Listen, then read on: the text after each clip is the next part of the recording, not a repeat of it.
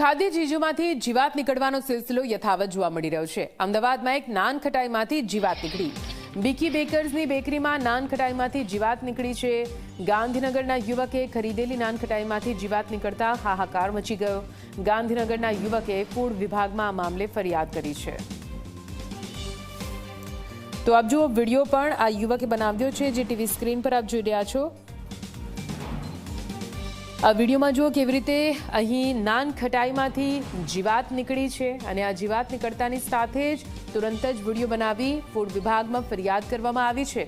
ગાંધીનગરનો આ પૂરો મામલો છે, જ્યાં ગાંધીનગરના યુવકે ફૂડ વિભાગમાં ફરિયાદ કરી છે।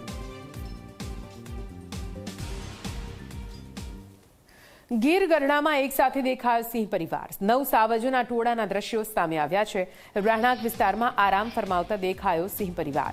સાવજોની આવી ચડતા સ્થાનિકોમાં પણ ભયનો માહોલ જોવા મળ્યો। સ્થાનિકોએ વન વિભાગને આ મામલે જાણ કરી છે।